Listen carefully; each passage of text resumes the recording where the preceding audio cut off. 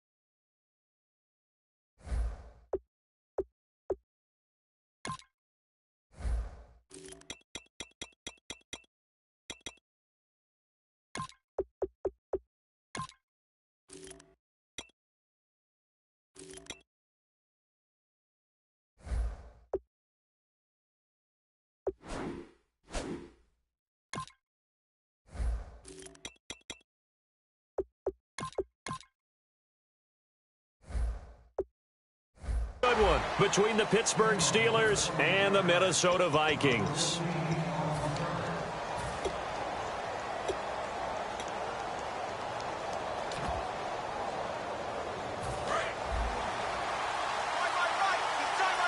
They'll come up now in the Wildcat package. Here we go. Now a Wildcat look. It's Bell. And an alley to run.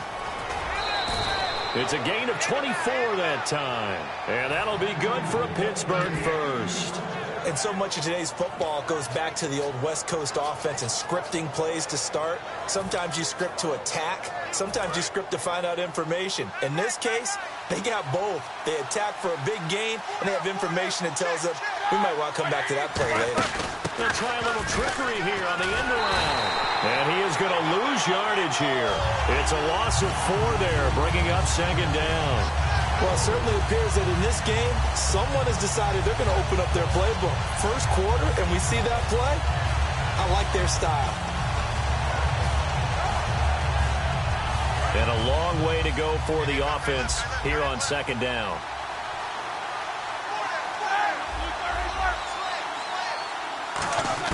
This time, Roethlisberger will throw. And incomplete there. A nice hit. Jars the ball free and brings up third down. Offensive starters time. Electric is certainly a word that comes to mind when you talk about Le'Veon Bell. Love the way that he reshaped his body coming out of college. A bigger, thicker runner while he was at Michigan State. Lost weight, became more of a whippet in the NFL, and now no one can tackle the guy, whether he's running it or catching it. Brown finishing 2016 with over 1,200 yards, 106 receptions. Now for him, you know, people were expecting maybe some bigger numbers. Charles, what did you make of Antonio Brown's season? Well, what I made of it is that he started to get more help along the way. Jesse James developed at tight end. Once Le'Veon Bell got into the lineup, he started to catch passes out of the backfield and ate up a few numbers as well. So Big Ben had more targets to throw it to. That should help Antonio Brown going forward in 2017 because he'll still be the primary guy. But when you get help, well, you can make bigger plays downfield. Forced, and he can't get rid of it. He's taken down. Everson Griffin in there to get him for a loss of 5. Defensive end gets in there that time. They were in a 4-3. What's the responsibility of the ends versus the tackles there, Charles? Well, most of the time when you talk about the ends, they're your pass rushers. They're the guys that you turn loose to try and get to the guy who's going to throw the football. The tackles, usually more of the run-stuffing variety. But the way this game is advanced, you're wanting a little bit of everything out of all of your guys. But let's just go ahead and break it down and make it simple. The guy who's the right defensive end versus a right-handed quarterback, That's the blind side. He's going after the quarterback. He's going to put him on the ground. They'll send Rodgers in motion right.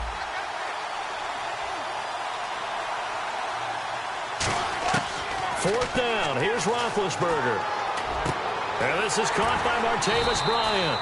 And he's going to get the first down as they bring him down at the 23. Brandon, I have one word for you after that completion for a first down. Lucky? Analytics. Well, the analytics say you punt the football there. So we're changing to analytics as we go, right? What a big-time play for them. And really took a big-time chance. Yeah, big-time first-half chance. And able to break one tackle, but then quickly brought down. But a nice little gain.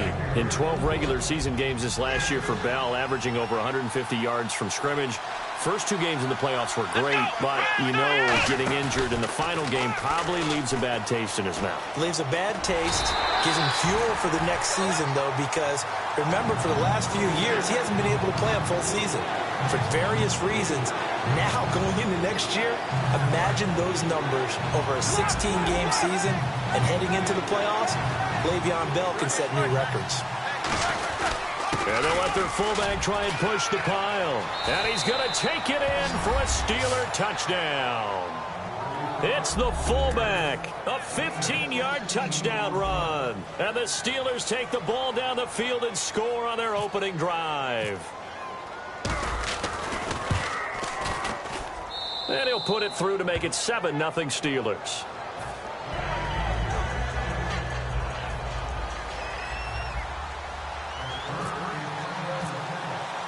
Boswell now to kick it away after the touchdown. That'll be taken in the end zone. Legs still churning. Like a giant pinball.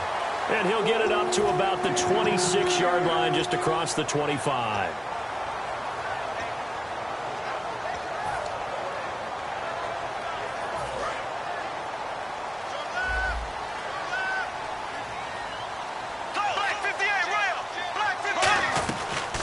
Now the Georgia Southern man, this is Jerick McKinnon. And he'll push his way forward to about the 32.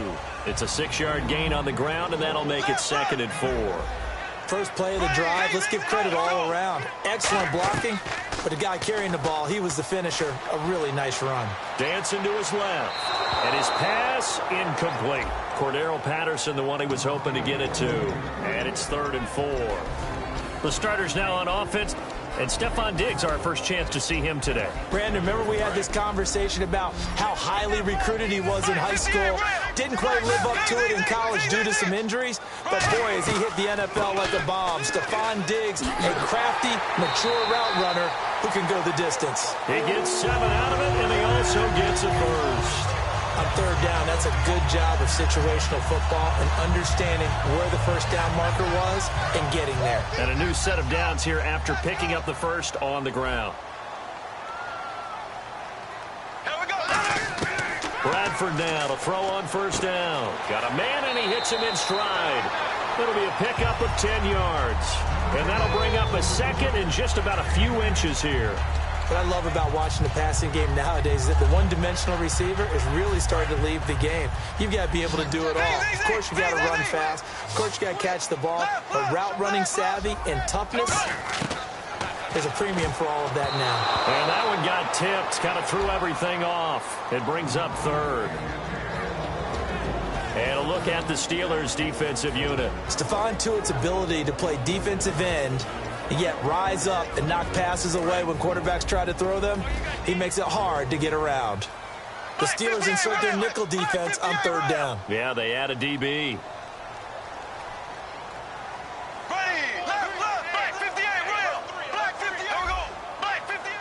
And the back goes into motion. And they're going to go soft on the corners.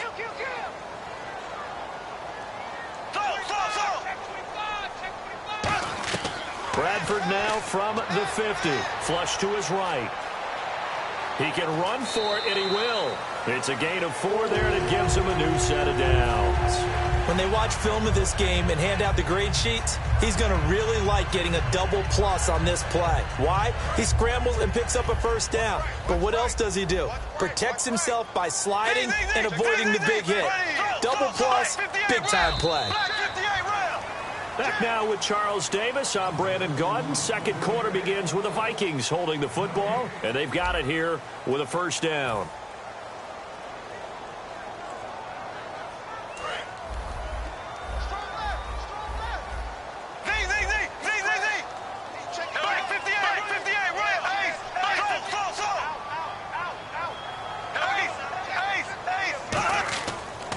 Here's McKinnon. And nothing doing. He's immediately taken down at the line of scrimmage. Just a yard on the pickup there, and it'll bring up a 2nd and 9. A 1-yard gain can look like a disaster, but it all depends on how the game is going. Is it a series of 1-yard gains running the ball? If that's the case, you might have to start thinking about throwing it a little bit more. But if it's just the occasional 1-yard run, hey, congratulations. Touchdown, Vikings! Jerick McKinnon, 45 yards. And the Vikings are an extra point away from tying this thing up. And on that long run, maybe the defense caught napping a little bit. The concentration level may not have been there. I agree with you on that one, because those types of plays, when they result like that, they're almost like big bolts of lightning, aren't they? Whoosh, and off he goes. This fielded a few yards into the end zone. And it's a pretty good return here as he'll get it up to the 29-yard line. And now out come the Steelers. And they were able to punch it in the end zone last time. They'll be looking to do that again here for the defense. Obviously, they'll be looking to stop them from punching it back in the end zone. It always is punch-counter-punch, isn't it? And which team has the advantage? Well, let's just go back. Last time on offense, they rolled downfield, got into a good rhythm. You can see a little more bounce in and out of the huddle. You can see the sideline really get into the game. So defensively, you're thinking to yourself, how do we take that away from them? How do we get the advantage back? Let's see what they come up with. I think pressure is always the first way to go. You love pressure. I love it. We'll see if they dial it up this drive. Now Roethlisberger escaping the pressure right. He rifles one that's intercepted. Picked up by Andrew Sendejo. And he returns it into enemy territory down to the 45-yard line. You know, for this Vikings team, as they come back out here on offense, I don't know that any group had more of a roller coaster ride than them in the 2016 season. The quarterback change at the beginning, the hot start, and then the cold middle. It was just a tough year for them, wasn't it? It really was. And when you look at how their season went, you mentioned the roller coaster. A lot of it can come back to the injuries, especially along the offensive line. I think by around October, maybe even early November, I'm surprised you and I didn't get a call to go audition to be a left tackle there because they were just down so many guys. So that made it difficult to run the ball and to protect Sam Bradford, their quarterback, and it reflected in their final record. First down, Bradford. And the tip there altered the ball flight, and it falls incomplete. It'll be 2nd down. Anytime a ball's thrown in the middle of the field and it's popped up in the air, I expect someone to catch. It doesn't matter whether it's offense or defense because there's usually a great amount of bodies in that part of the field. In this case, no one came up with it. He was trying to get it to Jerick McKinnon there, and it's 3rd down. So here we go now. An extra defensive back in there on 3rd and 10. On 3rd down, Bradford. And the 3rd down pass falls incomplete. Johnson the intended target, and it brings up 4th down. On any passes in the middle of the field, anyone who's going after the football is going to be conscious that it's probably going to be contested and often physically. Sometimes that leads to drops. The 3 straight incompletions, they don't care. That hasn't dissuaded them. They're going to go for it on 4th. Here we go now. Left foot. Bradford to throw for it on 4th. Can't find anyone open. And he's brought down. Can't do anything with a football. It's a sack and a turnover on downs. And the Steelers set to take the field. And last time wasn't pretty. One play and an interception. We'll see if they can do better. I want to see if they want to go ahead and throw the ball again now on this drive after what happened on the last one. Throw it on the first play. Give the quarterback some confidence. See what happens. They go back to the air here after the INT. Looking for his running back, and he's got it. That one good for 10 yards. And that'll make it 2nd and a foot or so. So many times you hear today's NFL described as a space game. Get your best players into space with the football in their hands. That's why sometimes you swing it out to your runner, get him out in the flat, and let him have a chance to make people miss an open field. On offense, the guy that you want to have the best eyes on the field are your quarterbacks, so you can see everything pre-snap, and then, of course, as the play develops.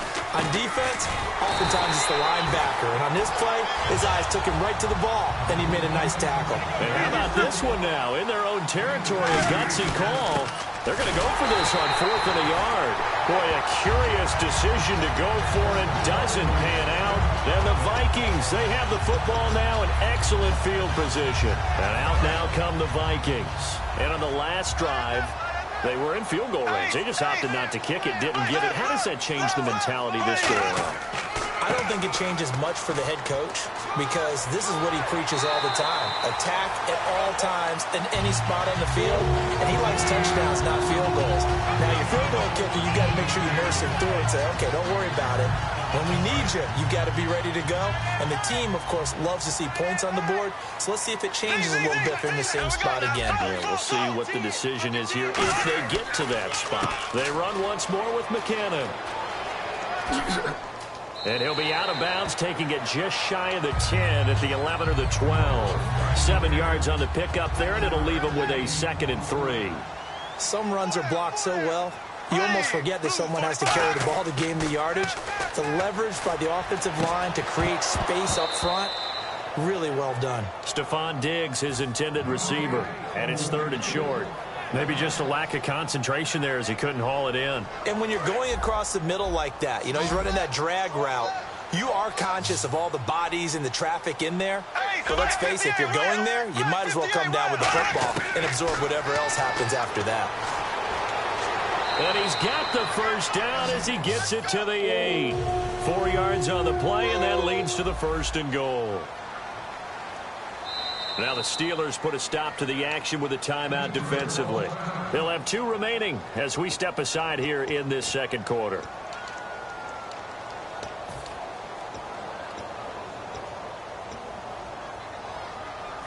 And now we're circling here around the 2-minute warning. This is a setup play, trying to get one last one in before the clock warning.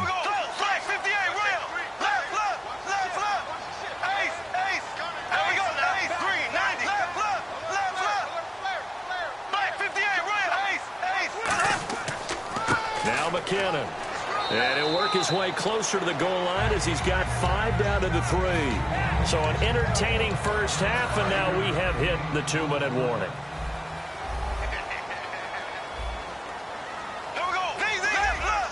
And from the 3 now, it's 2nd and goal. They run it with McKinnon. Call it a gain of a yard as they get a little bit closer here. It's 3rd and goal. And the Steelers signal for another timeout. So that means they're down to 1 remaining here as we head toward halftime. Bradford on 3rd and 2. Well, they would have gotten a conversion if he could hold on. Instead, the drop means it'll be 4th down.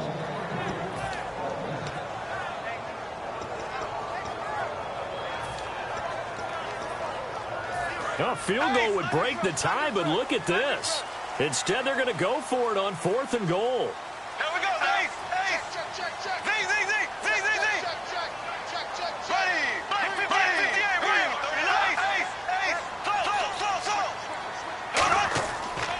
They're going to run. It's McKinnon. And he will take this one into the end zone for a Viking touchdown. Jerick McKinnon with his 2nd touchdown here in this first half. And the Vikings have taken the lead. Out is the kickoff unit as they run up and send this one away. This fielded a few yards into the end zone. And he'll wind up getting an extra couple yards here for his trouble as he'll bring this one out to the 27. And Pittsburgh getting set to take the field. And last time this unit was out here, costly turnover, and then that turned into 6 points. They've got to make amends. And how many times have we sat in meetings with coaches and they use the term complementary football? Offense take care of the defense, defense take care of the offense. That didn't happen on the last possession. This is a chance for them to pick themselves back up and help their team. Yeah, we'll see if they can recoup and recover. And it drops down incomplete. Thought he might have had it. Instead, second down. And when all else fails as a defender, when you're not there in the coverage, your best friend is exactly what we saw there. A big play shot taken by the offense. Unfortunately, it ended in a big drop. All right, here we go, here we go, here we go. Pull down. All right, 80. Second and 10 now. It's Roethlisberger. Oh, he almost had it. Already with one interception, just missing his second there. A pretty rocky start in this game for the guy throwing the ball. Already has thrown one interception. Almost threw a second one right there. All he's doing right now is giving the defense a whole lot of confidence. Green, the tight end, in motion.